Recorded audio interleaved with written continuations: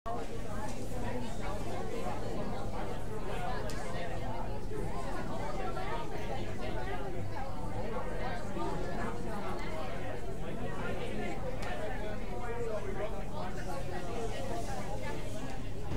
how do you know Rico?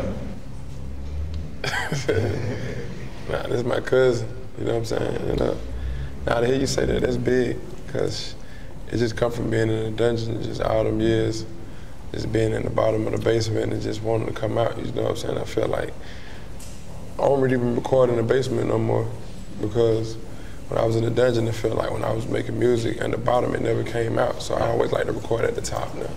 So that's why I always record in Vegas, or I just recorded in places with just one level. I don't like to go down in the bottom because I always might get lost. And that was and that was something that I promise you, I got a Dungeon Vault now, old Andre 3000 record. And when he came by the studio to do the song with you. That verse, he ain't never put it out. But that was the hardest verse in the world something still. You said. You said it to 3,000 face. He said, my cousin was so, this is him talking about me. I was so excited. When 3,000 put that verse down, like he was gonna change my life. Oh my God, I'm gonna get dick. So we put this song out. Shit never came out. Still got it, but that's what he means when he say it can get our generation. We covered the music a little bit, and I feel like now they letting it go. They letting it go, and you can see the fan base build, and that's something that, as far as the art of organized noise, as far as us reinventing ourselves, that's a part of it. We even talking to Mass Appeal about doing a record, doing an album of some of the old stuff and letting it go or whatever, because that's what I admire the most. That's what I admire the most, is that confidence to know, I'll make another. So many things that I learned at the dungeon, you know what I mean? Just, but most of it just make me want to be consistent. That's why I'm dropping mixtapes and going back to back, because I know like it can get ugly, you know what I mean? Like, so it's just a moment. It's like smoke and mirrors, and you won't never want it to go away. You don't never want this feeling to go away. But it's just like it do. It's just like getting old. You don't want to get old, but as the years go, you get older. You just like your body don't move, work as good as you used to when you was younger. You get tired quicker.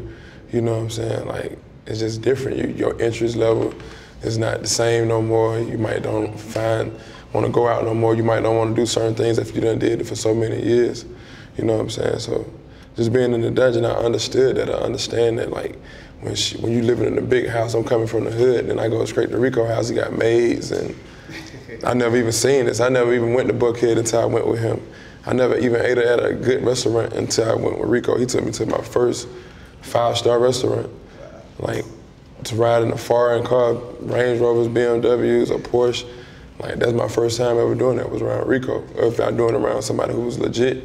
You know what I'm saying? I never knew nobody that was legal that made money until my cousin Rico.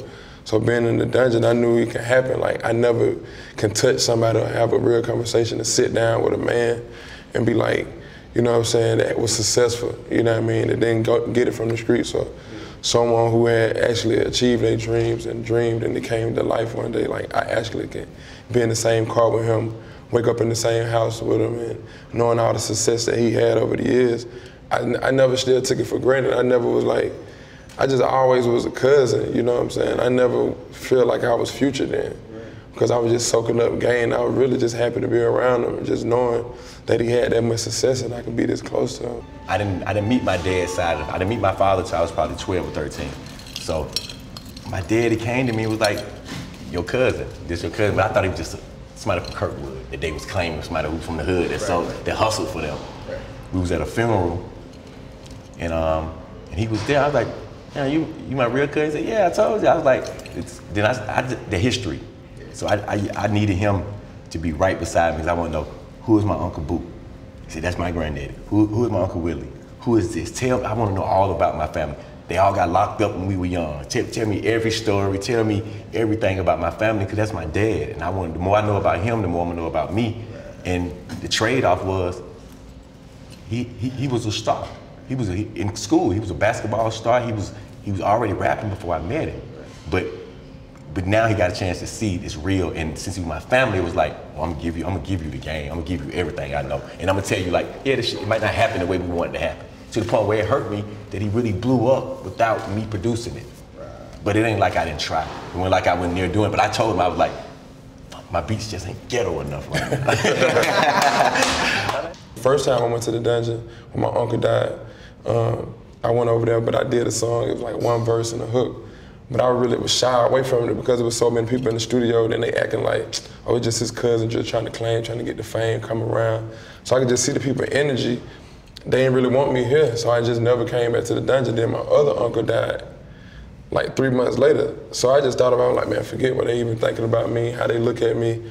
I'ma still just come over. I ain't never going back to Kirkwood. So I just stayed over there. I ain't go back for like a year. I just stayed over his house. I never left, no matter what. I just slept on the sofa. Just, if they look at me crazy or anything, I just still was just like, man, I'm not leaving. This time I ain't leaving. They just knew he was a star to the point, I remember one day somebody just came to me, because you know, at this point you got a bunch of little artists you're working with, and I ain't really working full speed on nothing.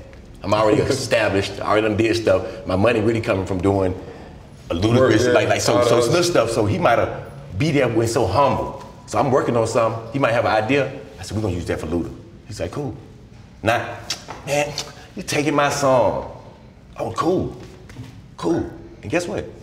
He never talks about it. Never. I told Luda, when Luda was in the studio with him, I said, you know, that's me hit. He didn't even know. Like, in his mind, like, that's your, because that's how you got it. To be great, you got to be able to be a great leader. You got to be a great father. Yeah, that's what I used to tell Trey Songz. I was like, man, every time you was in the studio, I was there. Yeah, Trey Songz. Like, I just didn't never say nothing to you, like, from all y'all, like, from Trey Songz, Talib Kweli, to Snoop Dogg, to Luda, to Ludacris, to T.I., to anybody under 3,000.